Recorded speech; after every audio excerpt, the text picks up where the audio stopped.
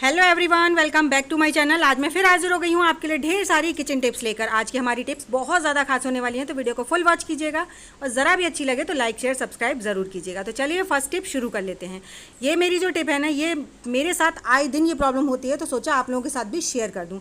तो यहाँ पर देख सकते हैं आप, मेरी साड़ी और इसमें सेफ्टी पिन फंस चुकी है। तो ये प्रॉब्लम सेफ्टी पिन ना दुपट्टे हों या साड़ी हों, इनमें बहुत जल्दी फंस भी जाती हैं, क्योंकि ये पतला बहुत होता है कपड़ा, और जब हम इन्हें निकालने की कोशिश करते हैं तो हमारा कपड़ा फट जाता है, लेकिन ये नहीं निकलती हैं। तो निकालने की मैं आपको एक टिप बता रही हूँ कि आपको सेफ्टी पिन को ना पीछे की साइड से दोनों तरफ अपोजिट साइड में प्रेस करना है।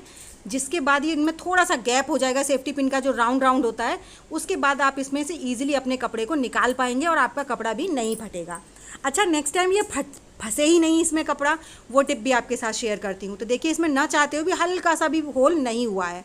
तो यहाँ पर हम क्या करेंगे, जो भी आपकी सेफ्टी पिन है ना, तो आप सेफ्टी पिन जब भी लगाएं तो उसमें कोई भी दवाई का रैपर का जो पीछे का पतला वाला पार्ट होता है ना, उसे ले लीजिए और उसे कुछ इस तरीके से फोल्ड कर लीजिए।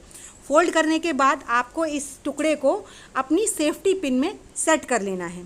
सेट इस तरह से करना है कि बिल्कुल सेफ्टी पिन से वो चिपक जाए, ताकि जब आप उसे लगाएं तो वो आपके चुभे भी नहीं, क्योंकि ये बहुत ज़्यादा पतला होता है। बहुत अच्छी तरह से सेफ्टी पिन में सेट हो जाता है।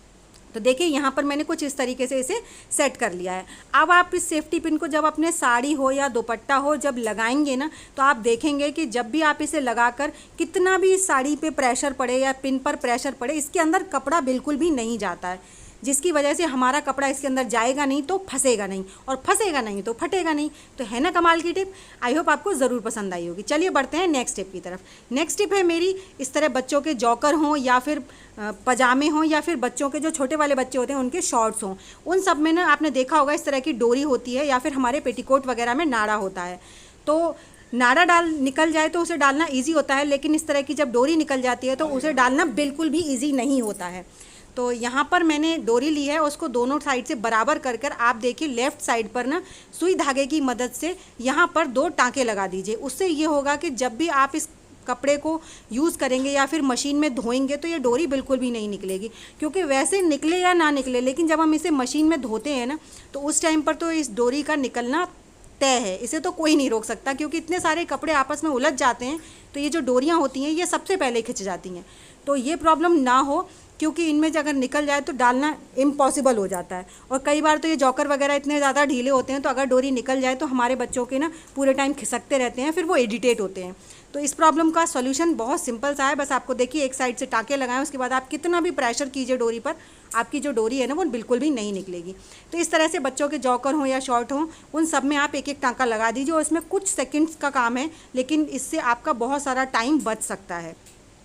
तो इसी तरीके से आप अपने पेटीकोट में भी अंदर की साइड से छोटा सा एक टाँका लगा दीजिए, जिससे कि ये डोरिया जो है बिल्कुल भी नहीं निकलेगा और आपको कोई प्रॉब्लम नहीं होगी। क्योंकि ये प्रॉब्लम्स आए दिन हम हाउसवाइफ्स के साथ होती है कि जब भी निकल जाता है तो सब हम ही को डालना होता है। इसमें हमारा डालने में भी एक्स्ट्रा टाइम लग जाता है, और कई बार तो ऐसा होता है कि हमें डालने की देखा हमने पेटीकोट हमें पहनना है और डोरी निकल चुकी है और हमारे पास ना सेफ्टी पिन है ना कुछ है, तो उस टाइम पर हमें बहुत ज़्यादा प्रॉब्लम होती है।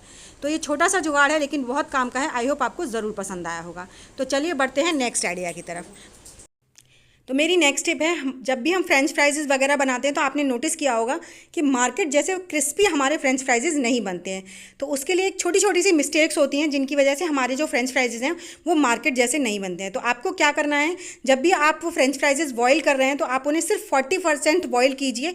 उसके बाद आप इनका जो पानी है वो निकाल दीजिए, और साथ ही साथ आप नमक और थोड़ा सा कुकिंग ऑयल और थोड़ा सा इसमें वाइट विनेगर ऐड कर दीजिए। जब भी आपके बॉईल हो जाएं उस टाइम पर आपको विनेगर ऐड कर देना है। उसके बाद इसका पानी ड्रेन आउट करके आप इन्हें फ्राई कीजिए।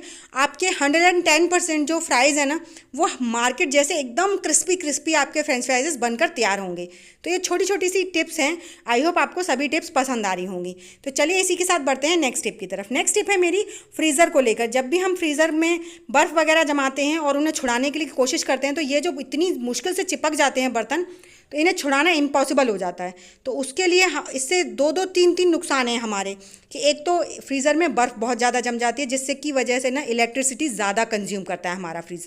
तो ये सारी प्रॉब्लम्स ना हो, उसका एक बहुत छोटा सा सोल्यूशन आपके लिए लेकर आई हूँ। तो आपको लेनी है यहाँ पर पॉलीथीन, और पॉलीथीन आप अपने फ्रीज़र के हिसाब से ले लीजिए, जितना बड़ा आपका फ्रीज़र है। तो यहाँ पर मैं एक सिंगल पॉलीथीन ले रही हूँ। उसके बाद इस पॉलीथीन को हम यहाँ से ऊपर वाला जो पार्ट है उसे कट कर लेंगे।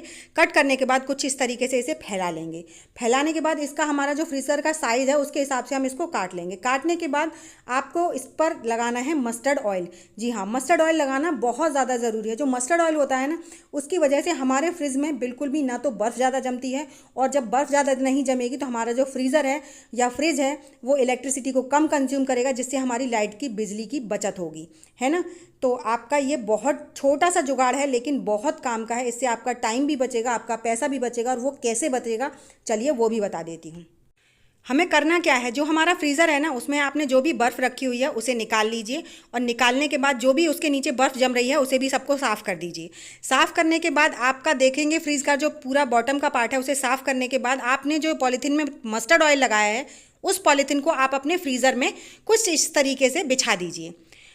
अब क्या होगा कि अब आप इसके ऊपर जब भी बर्फ़ भरकर रखेंगे किसी भी बर्तन में, तो इसमें जो नीचे वाला पार्ट है ना, यहाँ पर कोई भी बर्तन चिपकेगा नहीं, पहली बात तो। दूसरी बात, यहाँ पर नीचे ना बिल्कुल भी बर्फ़ नहीं जमेगी, और जब इस फ्रीज़र में बर्फ़ ज़्यादा नहीं जमेगी तो इलेक्ट्रिसिटी की जो कंज्यूमिंग है वो अपने आप ऑटोमेटिकली बहुत ही ज़्यादा कम होगी।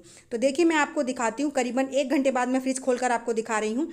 हमारा जो फ्रीज़र है ना उसमें बर्फ़ अच्छे से जम गई है बर्तन में, लेकिन हमारा जो बर्तन है वो बिल्कुल भी नहीं चिपका है, और एक्स्ट्रा बर्फ़ भी जो बॉटम वाला पार्ट है बिल्कुल भी नहीं जम रही है।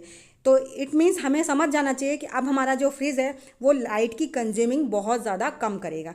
तो ये छोटे छोटे से ट्रिक्स होते हैं लेकिन बहुत काम के होते हैं। आई होप आपको मेरी सारी ट्रिक्स पसंद आ रही हो तो प्लीज़ लाइक ज़रूर कीजिएगा। साथ ही साथ मुझे कमेंट कर ज़रूर बताइएगा कि आपको मेरी सबसे ज़्यादा कौन सी टिप पसंद आ रही है। तो चलिए बढ़ते हैं नेक्स्ट टिप की तरफ। नेक्स्ट टिप है मेरी इस तरह के जो ग्रॉसरी बैग होते हैं उनको लेकर। हम ग्रॉसरी बैग्स को नॉर्मली इस तरीके से फोल्ड करके रख देते हैं, जिससे कि ना तो देखने में अच्छे लगते हैं और बहुत ज़्यादा स्पेस भी लेते हैं। तो मैं आपको बहुत छोटी सी टिप बता रही हूँ जिसके थ्रू अगर आप फोल्ड करके रखेंगे ना तो आपके ग्रॉसरी बैग स्पेस भी बहुत कम लेंगे।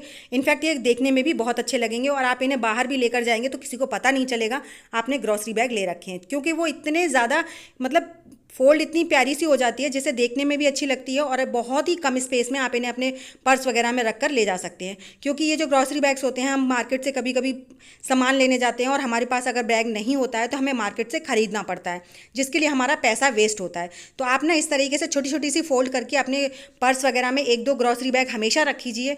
क्योंकि हम लोग जब मार्केट जाते हैं तब हमें नहीं पता होता हमें क्या लेना है, लेकिन जब हम जाते हैं मार्केट पहुँचने के बाद हमें पता चलता है हमें ये लेना है, हमें वो लेना है, और उन सबको रखने के लिए हमें कैरी बैग तो चाहिए ही चाहिए। तो इस तरीके से अगर हैंडल वाले हैं तो उन्हें इस तरीके से फोल्ड कर लीजिए, और बिना हैंडल वाले हैं तो जो मैंने पहले ट्रिप बताई उसके थ्रू आप फोल्ड करके अब आप इन्हें अपने पर्स में आराम से रख सकती हैं, जिससे इनका स्पेस भी नहीं लगेगा और देखने में भी बहुत अच्छे लगते हैं।